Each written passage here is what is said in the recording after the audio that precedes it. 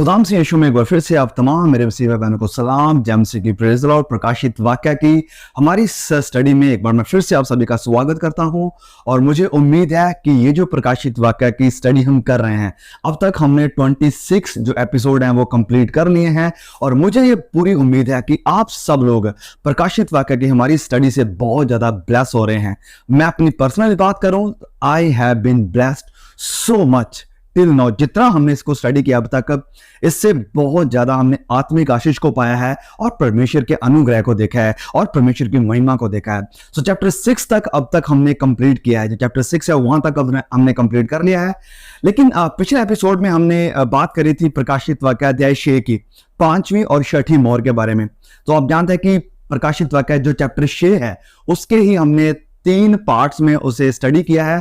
अब मैं फिर से वहां पर थोड़ा कंटिन्यू करना चाहता हूं, क्योंकि जो पिछला वीडियो था वो भी काफी लंबा हो गया। सो मैंने चाहता था कि इसे और ज्यादा ड्रैग किया जाए, तो मैंने उसे वहां पर रोका। अब थोड़ा सा उसका और चीजें हैं जो मैं वहां उसी चैप्टर 6 में कुछ ऐड करना चाहता हूं, जो कि मैं मानता हूं कि आप सबके लिए, हमारे लिए भी एक बहुत बड़ी ब्लेसिंग का कारण होने वाली है।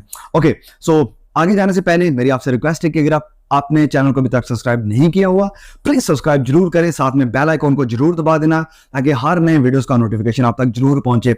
और बहुत सारे भाई बहनों तक प्लीज इस स्टडी को शेयर जरूर करें ताकि हमारे सभी भाई बहन इस वीडियो के थ्रू या इस स्टडी के थ्रू ब्लेस हो सके। चलिए आज के हमारे इस एपिसोड को शुरू करते हैं।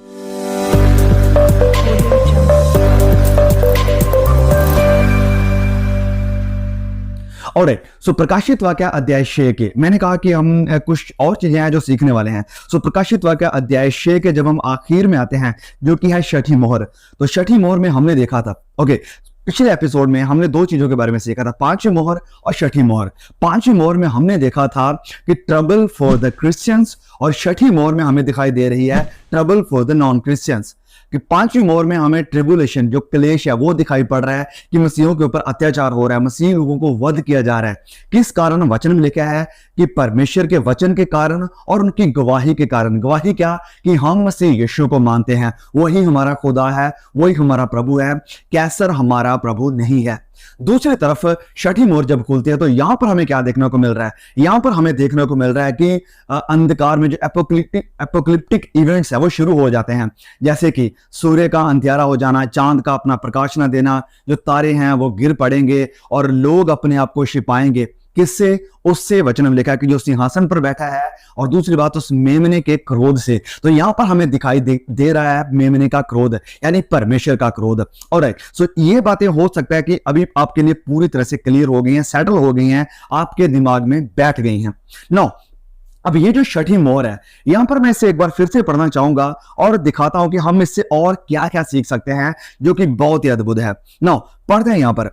जब उसने 6ठी मोहर खोली तो मैंने देखा कि एक बड़ा भूकंप हुआ और सूर्य कंबल के समान काला और पूरा चंद्रमा लहू के समान हो गया। आकाश के तारे पृथ्वी पर ऐसे गिर पड़े जैसे कि बड़ी आंधी से हिलकर अंजीर के पेड़ में से कच्चे फल झड़ते हैं।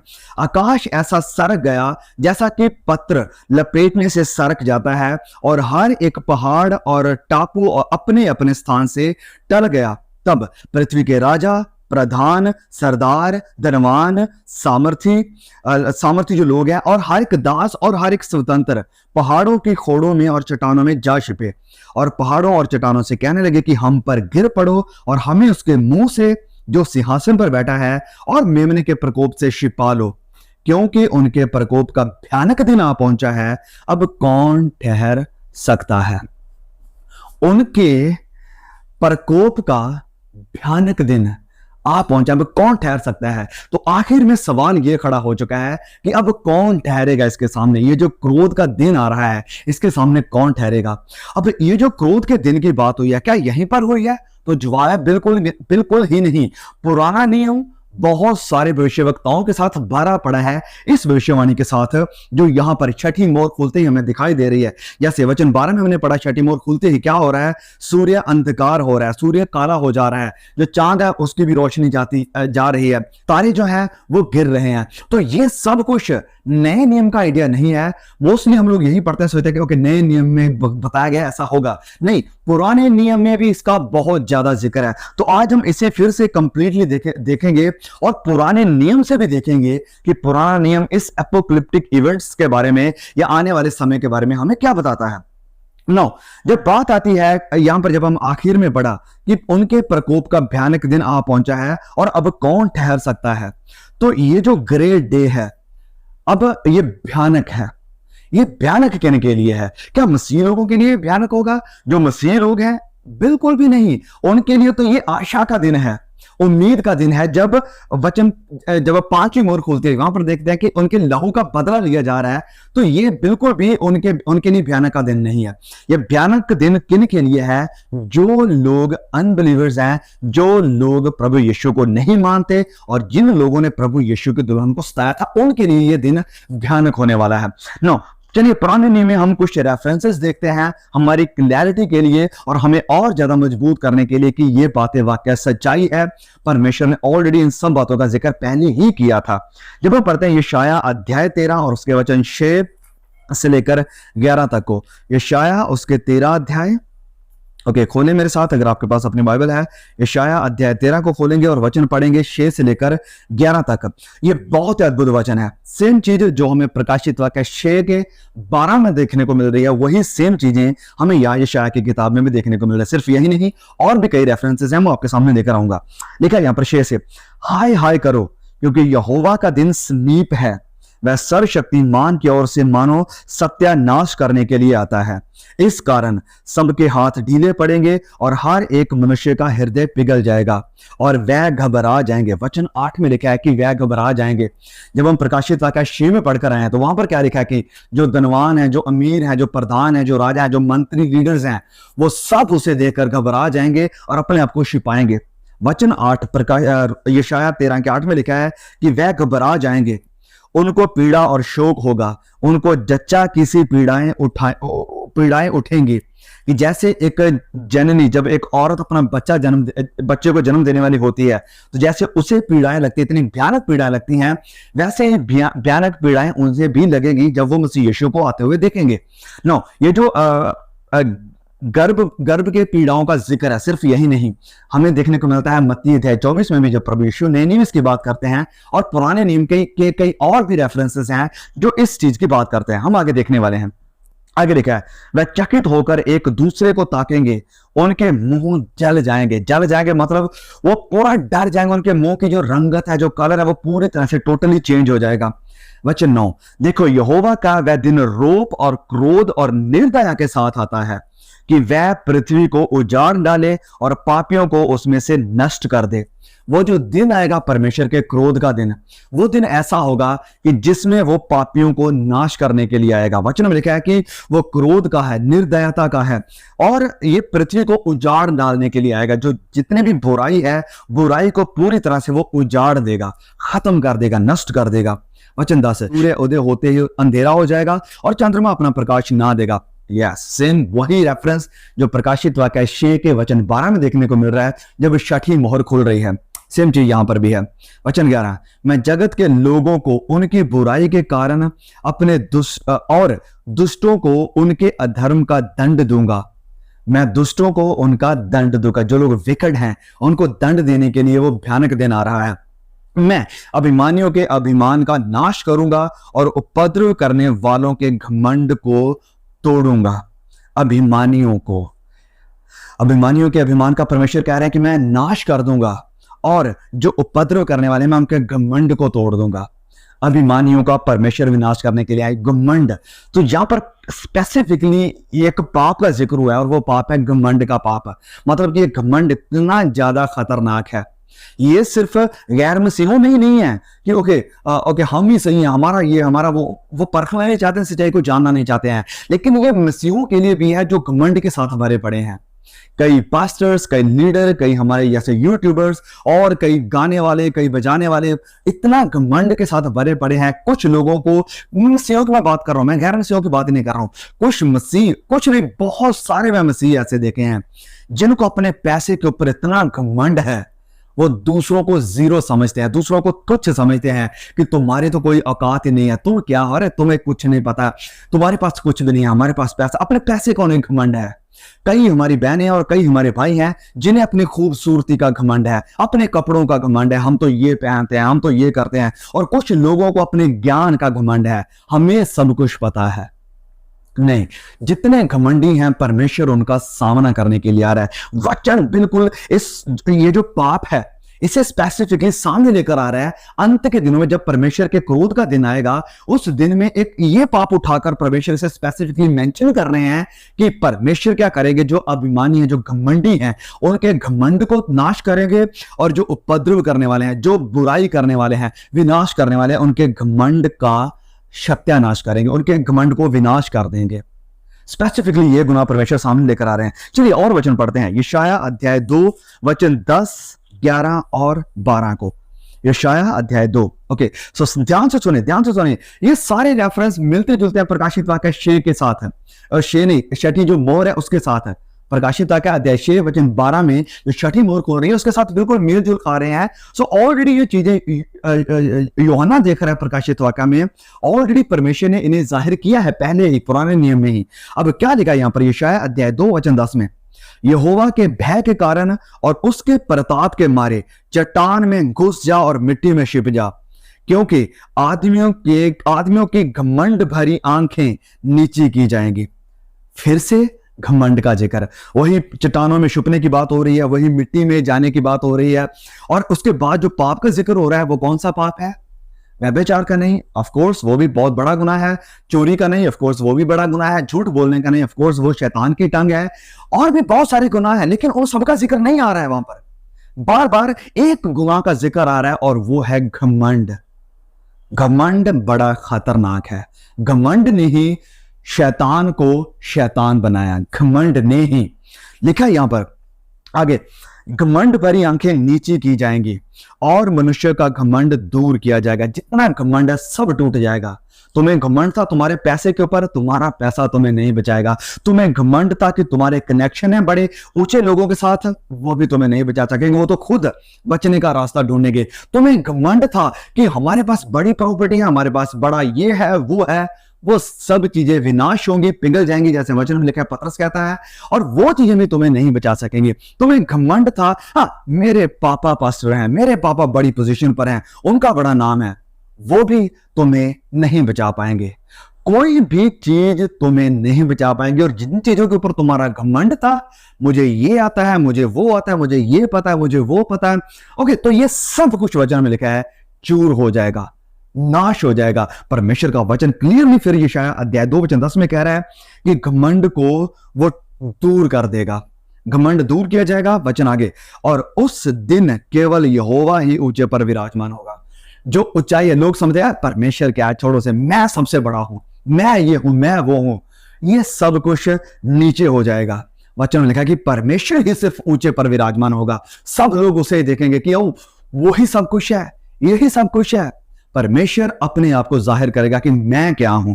फिर वचन 12 में लिखा है, सेनाओं क्योंकि सेनाओं के यहोवा का दिन, वो जो दिन है जिसकी बात प्रकाशित वाक्य 6 के लास्ट वचन में करी गई है कि परमेश्वर का वो भयानक दिन, यहां पर लिखा है कि सेनाओं के यहोवा का वह दिन सब घमंडियों को।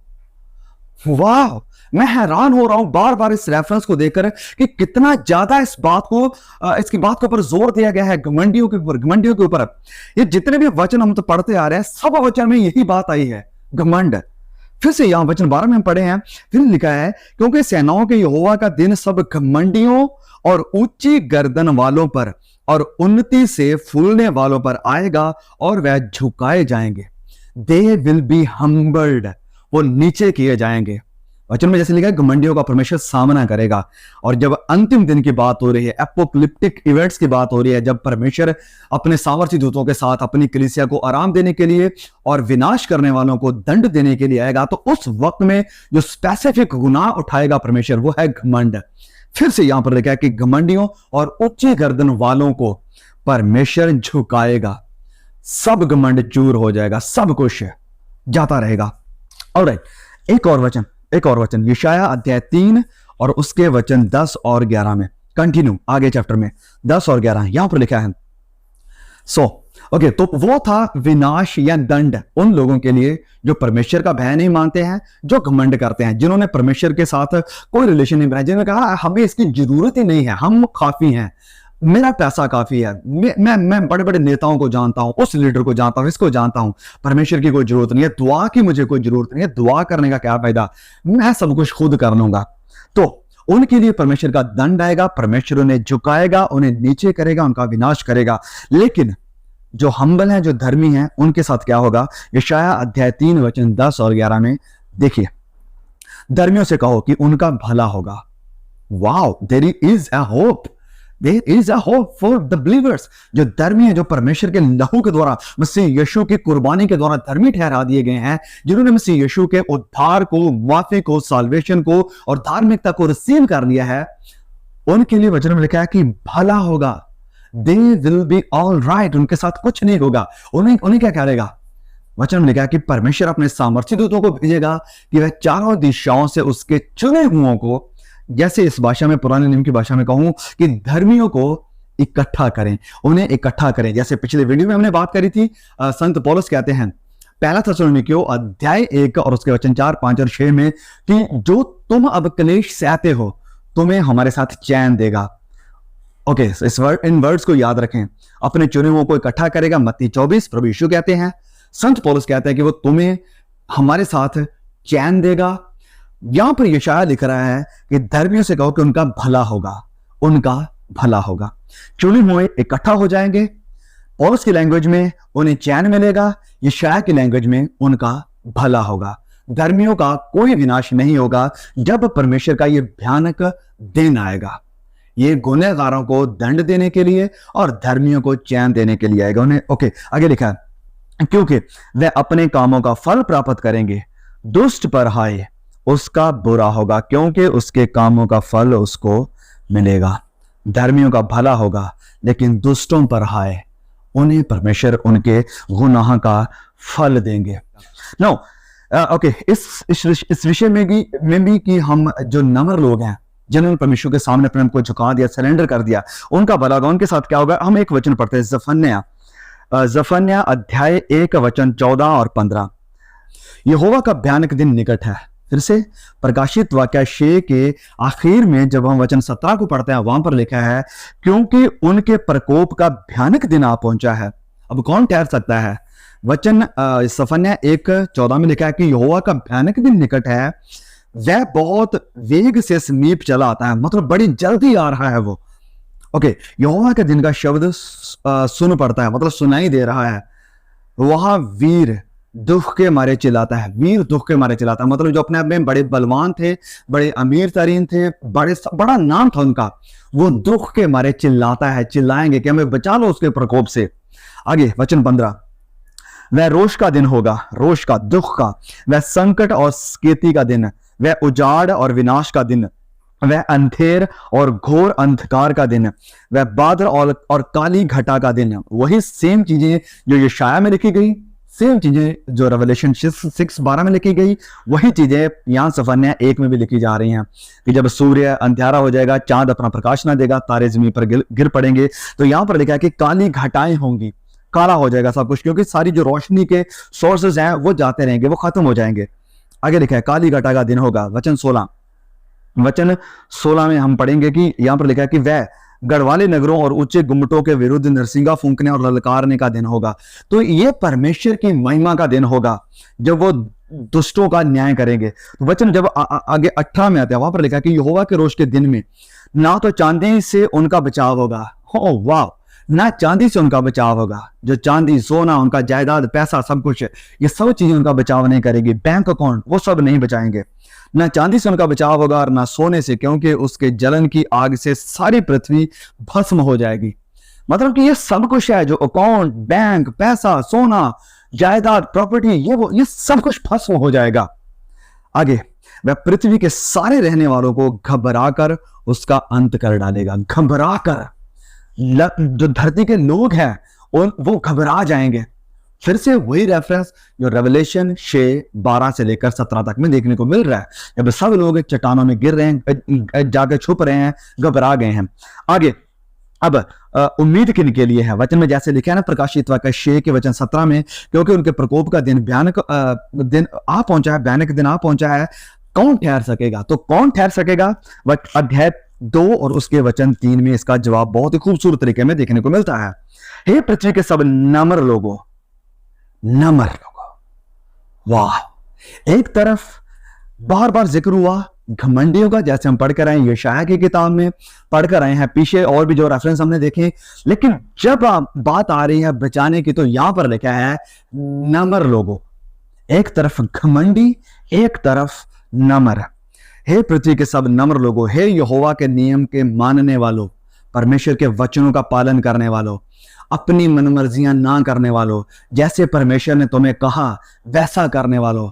चर्च कैसे लीड करना है, मेरी दुल्हन को कैसे संभालना है, मेरी दुल्हन को कैसे फीड करना है, कैसे इसे श्रृंगारना है, मैंने तुम्हें ये मैनुअल दिया है। ये मैनुअल मतलब वो जो बुक होती है जो बताती है कि हमें कैसे कैसे चीजों को लीड करना है। ये मैनुअल, ये वचन है जिसके थ्रू देखकर मसीह यीशु की दुल्हन को श्रृंगारा जाना और तैयार किया जाना और फीड किया जाना चाहिए। ऑलरेडी परमेश्वर ने सब कुछ इसमें बता दिया है, हमें दिखा दिया है। लेकिन दुख की बात कि आज बहुत सारे so called mummy papa, pastors, leaders अपनी मनमर्जियां कर रहे हैं, अपनी मनमर्जियां कर रहे हैं और कलीसिया को लीड करने के लिए ये जो वचन है इसे खुद के फायदे के लिए इस्तेमाल कर रहे हैं। इसे तोड़ा जा रहा है, इसे मरोड़ा जा रहा है ताकि अपने आप का गेन किया जा सके और फॉलोअर्स को बढ़ाया जा सके। लेकिन परमेश्वर कहते हैं कि जो लोग वचनों को मानने वाले नहीं हैं उनका विनाश होगा, लेकिन जो मानने वाले हैं, यहां पर लिखा है कि यहोवा के नियम के मानने वालों उसको ढूंढते रहो, धर्म को ढूंढो, नम्रता को ढूंढो, फिर से नम्रता को ढूंढो। संभव है कि तुम यहोवा के क्रोध के दिन में शरण पाओ। जो परमेश्वर के वचन को मानने वाले हैं उनके लिए शरण है, उनके लिए रेफ्यूज है, उनके लिए परमेश्वर के घर में जगह है, उन्हें शरण मिलेगी, परमेश्वर उन्हें शरण देगा अपने पंखों तले, परमेश्वर उन्हें बचा लेगा, उन्हें संभाल लेगा, उन्हें शरण मिलेगी। किन लोगों को? इसी एक ही वचन में सवन्या अध्याय 2 वचन 3 में 2 बार एक ही कैरेक्टरिस्टिक को सामने लाया गया है और वो है ह्यूमिलिटी, यानी नम्रता। उन्हें शरण मिलेगी। लेकिन जो घमंडियों का बार बार जिक्र हुआ है, जो परमेश्वर के वचनों को मानना नहीं चाहते हैं, जो अपनी मनमर्जियां करना चाहते हैं, जिन्हें घमंड है अपनी हर एक चीज के ऊपर, उनका परमेश्वर कह रहा है कि विनाश होगा, वो नाश किए जाएंगे। ओके, तो चलिए हम आगे बढ़ते हैं। जैसे हमने ऑलरेडी देखा पूरे प्रकाशित वाक्य 6:12 से लेकर 15, 16 और 17 तक का जो जिक्र है, वहां पर हमें देखने को मिल रहा है कि ये जो लोग हैं, हमें इसे देखते हैं एक बार। पृथ्वी के राजा, प्रधान, सरदार, धनवान, सामर्थी लोग और हर दास और स्वतंत्र पहाड़ों के खोरों में, चट्टानों में जा छिपेंगे। मतलब कि जितने बड़े बड़े लोग हैं ये लोग घमंड के साथ भरे हुए हैं। लेकिन यहाँ जब हम आखिर में आ जाते हैं तो वहां पर दास का भी जिक्र हुआ है, मतलब एक दास है। तो उनका क्या? इसका मतलब यह है कि हर एक इंसान जो गरीब है, जो अमीर नहीं, जिसके पास बड़ी शान शौकत नहीं है, इसका मतलब ये नहीं कि वो हर एक इंसान ऑटोमेटिकली परमेश्वर के राज्य में प्रवेश करेगा। इसका मतलब है कि कई ऐसे लोग भी होंगे, हो सकते हैं जिनके पास बड़ा नाम नहीं है, जिनके पास बड़ा पैसा नहीं है, वो भी परमेश्वर के प्रकोप का सामना करेंगे, क्योंकि उन्होंने भी अपने घुटने को परमेश्वर के आगे झुकाना सही नहीं समझा। और फिर एक चीज मैं और इस वचन से समझता हूं कि दास किन लोगों के थे? यहां पर लिखा कि राजाओं के, प्रधानों के, अमीरों के, सरदारों के। तो जो लोग इनके सरदार, ये जो सरदार थे, इनके प्रधान राजा थे, जो वो इन्हें करने के लिए कहते थे, ये वही करते थे। इनके अंदर परमेश्वर का बयान नहीं था, तो वो भी परमेश्वर के प्रकोप का सामना करेंगे। तो फिर से मैं जैसे कह रहा हूं कि जो धनी हैं और जो घमंडी हैं उनका परमेश्वर नाश करेंगे, और जो नम्र हैं उनके लिए शरण होगी। जैसे जफन्या अध्याय 2 वचन 3 में हमने देखा, उन्हें परमेश्वर उठा लेगा, बचा लेगा। नो, प्रभु यीशु ने क्या कहा? प्रभु यीशु ने कहा मत्ती अध्याय 11 में जब हम पढ़ते हैं कि मुझसे सीखो, तो हमें प्रभु यीशु से सीखने की जरूरत है। प्रभु यीशु ने कहा कि मुझसे सीखो। क्या आप सीखते हैं प्रभु यीशु से? क्लियरली प्रभु यीशु कहते हैं कि मुझसे सीखो। क्या सीखो? प्रभु यीशु ने कहा क्योंकि मैं नम्र और मन में दीन हूं, क्योंकि मैं नम्र हूं और मन में दीन हूं। तो हमें प्रभु यीशु से नम्रता सीखने की जरूरत है। कई लोग कहते हैं कि प्रभु यीशु ने जैसे चमत्कार किए तुम भी वैसे ही करोगे। सबसे पहले तुम्हें प्रभु यीशु की नम्रता सीखनी चाहिए, इससे पहले कि उसके जैसे काम करना सीखें, इससे पहले कि हम उसके जैसे मुर्दों को जिंदा करना, बीमारों को चंगा करना सीखें। सबसे पहले हमें उसके कैरेक्टर को लेने की जरूरत है। प्रभु यीशु ने यह नहीं कहा कि मुझसे चमत्कार करना सीखो, मुझसे ये सीखो कि बीमारों को कैसे चंगा करना है, अंधों को कैसे आंखें देनी है, लंगड़ों को कैसे चलाना है। प्रभु यीशु ने कहा कि मुझसे सीखो कि मैं नम्र हूं, मेरी नम्रता से सीखो, मैं मन में दीन हूं, मेरे मन में दीनता है। क्या आप प्रभु यीशु से उसकी नम्रता को सीखते हैं? क्या आपके अंदर प्रभु यीशु मसीह की नम्रता आ रही है और क्या आप मन में दीन हैं? तो जो लोग हम्बल हैं, there is a hope for them. जो नम्र हैं, वचनों को मानने वाले, वचनों को सुनने वाले और वचनों के अकॉर्डिंग चलने वाले हैं, उनके लिए उम्मीद है, उनके लिए बचाव है। तो ये जो पूरी प्रकाशित वाक्य की किताब है, पूरी प्रकाशित वाक्य की जो किताब है, ये हमें ये बात दिखाती है, ये हमें ये बात दिखाती है कि परमेश्वर कितनी महिमा के योग्य है। और दूसरी बात, पहली बात तो ये दिखाती है कि परमेश्वर कितनी महिमा के योग्य है, कि वो कौन है, कितनी महिमा के योग्य है। अगर आप इसके बारे में सीखना चाहते हो तो चैप्टर 4 और 5 की जब हमने स्टडी करी तो इस चीज को हमने देखा था, तो मैं वहां पर दोबारा नहीं जाना चाहता हूं। दूसरी बात, प्रकाशित वाक्य की किताब हमें यह सिखाती है कि हमें नम्र होने की जरूरत है। हमारा कुछ भी घमंड नहीं है, हमारा कुछ भी बल नहीं, हमारा कुछ भी जोर नहीं है, यहां तक कि उद्धार पाने में भी हमारा कोई भी रोल नहीं है या कोई भी हमारा योगदान नहीं है। इसमें उद्धार में हमारा सिर्फ एक ही योगदान है और वह है गुनाह, कि हमने गुनाह किया है और गुनाह से अब परमेश्वर हमें उद्धार देता है। इसके सिवाय हमारा उद्धार में, साल्वेशन में कोई और योगदान नहीं है। तो ये जो प्रकाशित वाक्य की किताब है, ये हमें हम्बल करती है, नम्र करती है। और जब हम हम्बल होते हैं, नम्र होते हैं, तो हम परमेश्वर की महिमा को देखते हैं।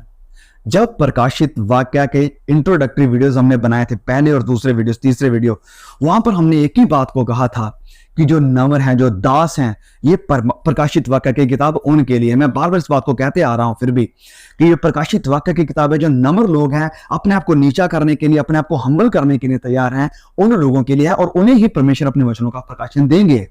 और उम्मीद भी उन्हीं लोगों के लिए है अंतिम दिनों में।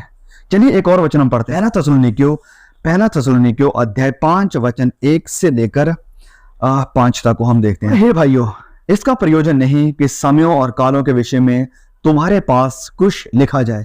इसका प्रयोजन नहीं मतलब इसकी जरूरत नहीं है, मतलब अब बार बार इसकी जरूरत नहीं है कि तुम्हें समयों के विषय में, कालों के विषय में तुम्हारे पास कुछ लिखा जाए, कि तुम्हें बताएं कि क्या होगा, क्या होने वाला है। वचन 2, क्योंकि तुम आप ठीक जानते हो कि जैसा रात को चोर आता है, वैसे प्रभु का दिन भी आने वाला है। जैसे रात को चोर आता है, वो जो दिन जिसकी बात हुई है प्रकाशित वाक्य 6 के वचन 17 में, कि परमेश्वर के वो भयानक दिन, वो दिन जिस दिन वो दुष्टों का नाश करेगा, घमंडियों के घमंड को तोड़ेगा। तो उस दिन की यहां पर बात हो रही है कि प्रभु का वो दिन। ओके, क्योंकि तुम आप ठीक जानते हो कि जैसा रात को चोर आता है, वैसे प्रभु का वो दिन आएगा। वो जो दिन आएगा वो चोर के समान आएगा। अब वो चोर के समान किन के लिए आएगा, वो ये वचन हमें खुद जवाब दे देता है। हमें खुद के तुक्के लगाने की जरूरत नहीं है कि ये होने वाला है, वो चोर का दिन मतलब आएगा इनके लिए, उनके लिए। हमें वचनों में देखना चाहिए। जैसे मैं पिछले वीडियो में भी कह रहा था कि वचनों को वचनों के साथ इंटरप्रेट करने दीजिए। Let the word interpret the word. जो परमेश्वर का वचन है, इसे इंटरप्रेट खुद करने दें। तो ये वचन खुद इंटरप्रेट करता है और बताता है कि चोर का दिन किन लोगों के लिए है। आगे लिखा है वचन 3, तब लोग कहते होंगे कि कुशल है और कुछ भय नहीं है। जो लोग कहते होंगे कि सब कुछ सही है, हमारे तो मजे हैं, हमें अगर अकाल पड़ भी जाता है, अगर कुछ कमी घटी हो भी जाती है, किसी के पास अगर कुछ भी नहीं रहता, अगर इन्फ्लेशन बड़ी बढ़ जाती है, तो भी हमें कोई फिक्र नहीं है, हमें कोई चिंता करने की जरूरत नहीं है। हम यूरोपियन कंट्रीज में चले जाएंगे, वेस्ट में चले जाएंगे, तो सब लोग कहते होंगे हमें कुशल है, हमें मंगल है, हमें किसी बात की चिंता नहीं है। ओके, तो उन पर एकाएक विनाश आ पड़ेगा।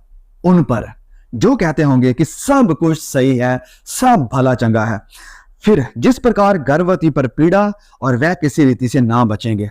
फिर से यशाया अध्याय 2 में हम पढ़ कर आए थे, तो वहां पर भी यही लिखा था, गर्भवती पर पीड़ा। अब यहां पर भी फिर से यही लिखा है कि जैसे गर्भवती को पीड़ा लगती है, वह किसी रीति से नहीं बचेंगे। उन्हें दुख होगा, बड़ी दर्द होगी, बड़ी पीड़ा होगी, और वो बचेंगे नहीं। वही रेफरेंस प्रकाशित वाक्य 6 वचन 15, 16 और 17। आगे, पर हे भाइयों, तुम तो अंधकार में नहीं हो, पर हे भाइयों, संत पौलुस थिस्सलुनीके के विश्वासियों को कह रहा है कि मेरे प्रिय भाइयों, तुम लोग अंधकार में नहीं हो, तुम अंधकार में नहीं हो कि वह दिन तुम्हारे ऊपर चोर के समान आ पड़े। तुम लोग अंधकार में नहीं हो कि तुम्हारे ऊपर वो दिन चोर के समान आ पड़े। तो फिर किनके ऊपर चोर के समान वो दिन आएगा? जो अंधकार में है, जिनका फखर, जिनका घमंड, जिनका भरोसा अपने पैसे, अपनी शान शौकत, अपने फैसिलिटीज के ऊपर है, उनके लिए वो दिन चोर के समान आ पड़ेगा, क्योंकि उनका विश्वास, उनका भरोसा, उनका ईमान प्रभु यीशु के ऊपर नहीं है। वो ईमान, विश्वास, घमंड करते हैं अपने पैसे के ऊपर। तो प्रभु यीशु ने कहा कि तुम लोग अंधकार में नहीं हो, तुम रोशनी में हो, तुम रोशनी में हो, और इस कारण वो तुम्हारे लिए दिन चोर के समान नहीं आएगा। अगर हम इसे ऐसे इंटरप्रेट करें तो ओके, सुने फिर से। पर हे भाइयों, तुम तो अंधकार में नहीं कि वह दिन तुम पर चोर के समान आ पड़े। तुम तो, अब इसे अगर हम उल्टा पढ़े तो ऐसे होगा कि तुम तो रोशनी में हो और इस कारण वो दिन तुम्हारे ऊपर चोर के समान नहीं आएगा। It is as simple as it is. It is so simple, so clear, बहुत क्लियर, बहुत स्पष्ट है। लेकिन अफसोस कि बहुत सारे आज के सो कॉल्ड फेमस प्रीचर्स भी इस क्लियर वचन को समझना नहीं चाहते हैं, और जिनके कारण बड़े लोग भी उनके पीछे लगकर गुमराह हो गए हैं इसी चीज को लेकर। आगे वचन 5, क्योंकि तुम सब ज्योति की संतान हो। लो, वही बात आ गई जो मैं कहने की कोशिश कर रहा था। वचन 5 है कि तुम सब रोशनी की संतान हो। रोशनी कौन है? मसीह यीशु। तुम उसकी संतान हो और दिन की संतान हो। हम ना रात के हैं ना अंधकार के हैं। हम रात के नहीं हैं, अंधकार के नहीं हैं। जो अंधकार के होते हैं, जो रात के होते हैं, चोर उनके ऊपर हावी होता है, उनके ऊपर आता है। लेकिन हम तो अंधकार में, वचन कह रहा है ही नहीं। हम तो रोशनी के हैं, हम तो दिन के हैं। वचन कह रहा है हम रात के नहीं, हम दिन के हैं। तो हमारे लिए प्रभु यीशु का आना चोर की नाई नहीं होगा, चोर के जैसे नहीं होगा।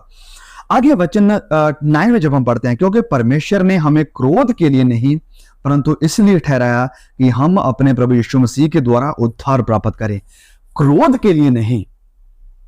इस बात को समझे, इस बात को समझे। परमेश्वर ने हमें क्रोध के लिए नहीं ठहराया, और यही बात मैं पिछले वीडियो में भी जोर देते आ रहा हूं। परमेश्वर ने हमें क्रोध के लिए नहीं ठहराया, समझ रहे इस बात को। लेकिन वही संत पौलुस जो ये खत लेकर आया, वो एक्स यानी प्रेरितों के काम में लिखते हुए कहता है चैप्टर 12 में कि बहुत सारे कलेशों के थ्रू होकर हमें परमेश्वर के राज्य में प्रवेश करना है, कलेशों का सामना करना है। और वो कह रहा है कि हमें क्रोध के लिए नहीं ठहराया है। तो आप होप कि अब आप कनेक्शन जोड़ पा रहे हैं, अब आप बात को समझ पा रहे हैं, आपके लिए पॉइंट क्लियर हो रहा है। सो क्रोध के लिए हम नहीं हैं, क्लेशों के लिए हम हैं, क्योंकि क्लेश एंटी क्राइस्ट देगा। जो क्लेश होगा वो एंटी क्राइस्ट का क्रोध होगा, और जो क्रोध होगा वो परमेश्वर की तरफ से आएगा। किसके ऊपर? एंटी क्राइस्ट और उसकी कंपनी के ऊपर, जो पिछले वीडियो में मैंने बात करी थी। इस कारण मैं रिपीट करना नहीं चाहता हूं। तो हमें परमेश्वर उद्धार देगा, जैसे हमने पढ़ा था पिछले वीडियो में भी, जब हम पढ़कर आए थे रोमियो की किताब में। तो रोमियो के खाता अध्याय 5 वचन 9 में हमने देखा था कि हम क्रोध के लिए नहीं है, हम उसके क्रोध से बचाए जाएंगे। यहां पर फिर से संत पौलुस कह रहे हैं कि हम क्रोध के लिए नहीं ठहराए गए हैं। सो मलाकी अध्याय 4 को हम पढ़ते हैं एक बार फिर से।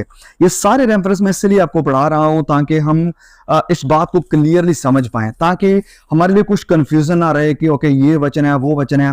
सारे वचन हमारे लिए समझना और देखना और पढ़ना क्यों जरूरी है, ताकि वचनों से वचनों को हम समझ जाएं कि वचनों की सच्चाई क्या है।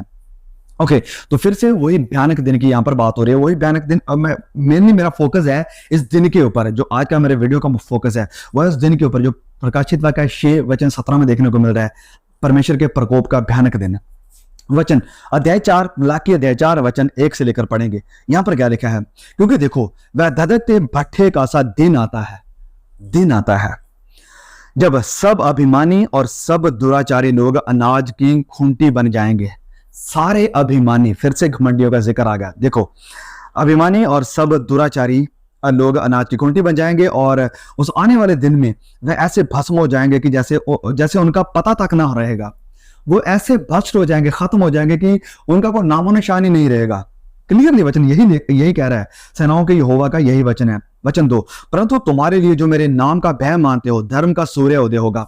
लेकिन तुम लोग जो प्रभु यीशु का भय मानते हो, तुम्हारे लिए वो धर्म का सूर्य उदय होगा। वो धर्म का सूर्य कौन है? वो धर्म का सूर्य मसीह यीशु है, द सन ऑफ राइचियसनेस। वो धर्म का सूर्य उदय होगा और उसके किरणों के द्वारा तुम चंगे हो जाओगे। तुम लोग जो कष्ट झेल रहे थे, दुखों को झेल रहे थे, बीमारियों को झेल रहे थे, तुम लोग जो भारी क्लेश को झेल रहे थे, तुम चंगे हो जाओगे। किस चीज से चंगे हो जाएंगे? इस बॉडी से, इस शरीर से हम चंगे हो जाएंगे, निजात पाएंगे, एक नए शरीर को पाएंगे। तुम चंगे हो जाओगे और तुम निकलकर पाले हुए बछड़ों के समान कूदोगे और कादो फूदोगे। ना कूदेंगे जब हम मसीह यीशु को आते हुए देखें, आनंदित होंगे, खुश होंगे। लेकिन यही वचन जब हम पुराने नियम में पढ़कर आए हैं, यशाया अध्याय 2 में, यशाया अध्याय 13 में, वहां पर लिखा कि जो घमंडी होंगे, अभिमानी होंगे, दुराचारी होंगे, विनाश दुष्टता करने वाले होंगे, वो घबरा जाएंगे। लेकिन जो मसीह यीशु के होंगे, जो वहम मानने वाले होंगे, वचन लिखा कि जो धर्मी है वो मसीह यीशु को जब अपने धार्मिकता के सूर्य को उदय होता हुआ देखेंगे तो वो कूदेंगे, आनंदित होंगे, खुशी के मारे झूम उठेंगे। फिर तब तुम दुष्टों को लताड़ डालोगे, अर्थात मेरे उस ठहराए हुए दिन में वह तुम्हारे पांव के नीचे की राख बन जाएंगे। सेनाओं के यहोवा का यही वचन है। जो दुष्ट है वो राख बन जाएंगे और तुम उन्हें लताड़ोगे, तुम उनके ऊपर हो जाओगे। उन्हें लताड़ोगे मतलब कि तुम उनके ऊपर होगे, वो तुम्हारे नीचे रहेंगे, हम उठा लिए जाएंगे। और नीचे जो दुष्ट हैं, घमंडी हैं, अभिमानी हैं, वो कह रहा है वचन कि वो लोग जलकर राख हो जाएंगे जब परमेश्वर के उस भयानक दिन को आते हुए देखेंगे। तो जो दुष्ट है उनका हाल ये होगा। लेकिन जो नम्र है, वचन में जैसे लिखा है कि जो परमेश्वर का भय मानने वाले हैं, जो वचन में लिखा है जो मेरे नाम का भय मानने वाले, वचनों को मानने वाले हैं, उनके लिए जॉय है, उनके लिए आनंद है। They will rejoice. ओके, सो यहीं पर मैं इस वीडियो को क्लोज करना चाहता हूं और मैं चाहता हूं कि हम इस बात को समझ लें कि वचन हमें क्या कहने की कोशिश कर रहा है। वो जो परमेश्वर के भयानक दिन है, विश्वासियों के लिए वो चैन को लेकर आएगा, जैसे संत पौलुस ने पहला दूसरा थिस्सलुनीकियों अध्याय 1 में कहा। और जो घमंडी हैं, अभिमानी हैं, दुष्ट हैं, परमेश्वर के विरोध में चलने वाले हैं, उनके लिए वो न्याय को लेकर आएगा। ओके, तो यस, ये जो परमेश्वर के वो न्याय का भयानक दिन है, वहां पर पनिशमेंट है, यानी सजा है।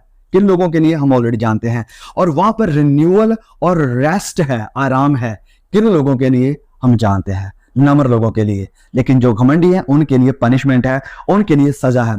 अब ये हमें इस बात को मैं थोड़ा चाहता हूं कि हम ध्यान दें, इससे पहले मैं वीडियो को समाप्त करूं। यहां पर बात हुई दिन की, अ डे विल कम, वो दिन आएगा, वो दिन आएगा, परमेश्वर का वो दिन, यीशु का वो दिन, परमेश्वर के प्रकोप का वो दिन।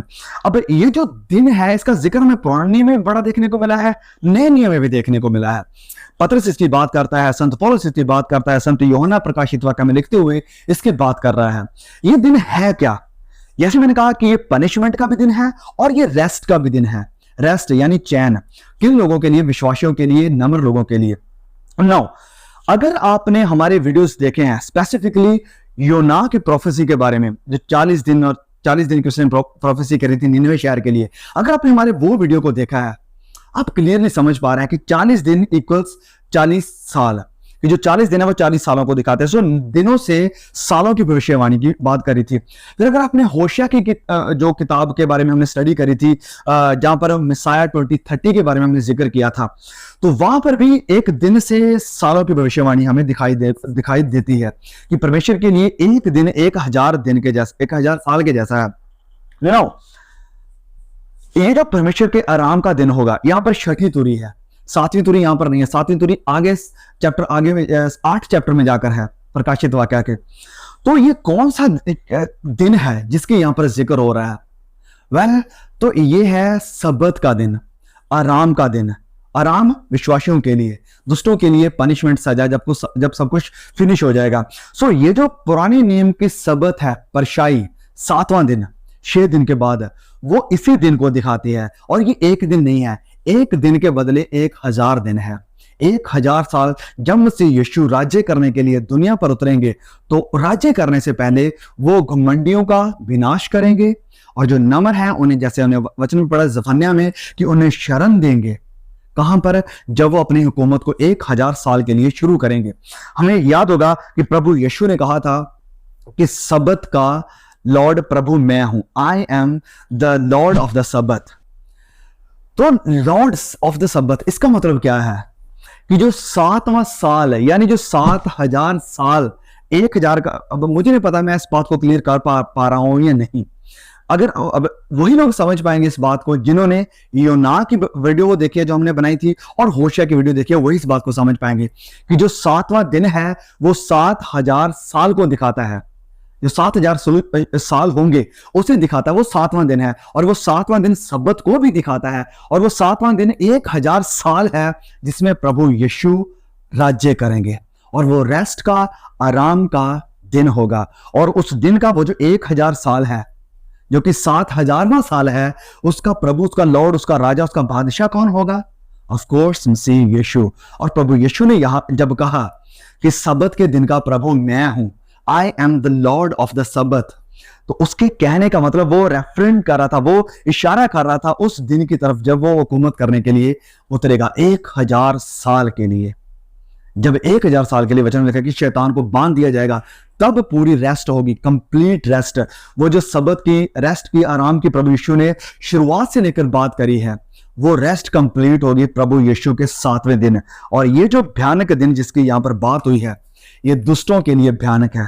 मैं चाहता हूं कि हम इस एक बार पढ़ें ताकि और थोड़ा क्लियर हो जाए ये बात। प्रकाशित वाक्य 6 वचन 17, क्योंकि उनके प्रकोप का भयानक दिन, ये जो दिन होगा, किन के लिए भयानक दिन होगा? उनके प्रकोप का। किन के? जो लोग पहाड़ों में छिप रहे हैं, जो कह रहे हैं कि हमें बचा लो परमेश्वर के जो सिंहासन पर बैठा है और मेमने के क्रोध से, उनके लिए यह दिन भयानक है। लेकिन जो मसीह यीशु का भय मानने वाले, जो नम्र हैं, उनके लिए शरण होगी। जैसे जफन्या अध्याय 2 वचन 3 में लिखा है, हमारे लिए शरण होगी, 1000 साल के लिए हम उसके राज्य में प्रवेश करेंगे। मेरे पास इतना वक्त नहीं है कि मैं ये जो एक दिन है या 1000 साल का परमेश्वर का राज्य है मैं उसे एक्सप्लेन करने लगूं, क्योंकि उसमें भी बहुत वक्त लग जाएगा और वो एक सेपरेट अलग टॉपिक है, मैं उसमें जाना नहीं चाहता हूं। अगर आप क्लियरली इस चीजों को समझना चाहते हैं तो मैं आपको रेकमेंड करूंगा कि आप योना की जो भविष्यवाणी की वीडियो हमने बनाई थी उसको जरूर देखें। उसके बाद होशिया की जो भविष्यवाणी की वीडियो हमने बनाई है उसे जरूर देखें, आपकी बहुत मदद होगी, आप सच में बहुत ब्लेस हो जाएंगे। मैं God bless you and please इस वीडियो को शेयर जरूर करें। तो नेक्स्ट हमारे एपिसोड में हम प्रकाशित वाक्य अध्याय 7 की स्टडी करेंगे, जहां पर 1,44,000 देखने को मिल रहे हैं और उसके बाद एक बहुत बड़ी भीड़ देखने को मिल रही है। तो ये 2 ग्रुप ऑफ पीपल हैं, ये कौन है, ये किसे दर्शाते हैं, इनमें क्या होगा, वो सब कुछ हम अगले एपिसोड में क्लियर करेंगे। मैं God bless you, see you again, आमीन।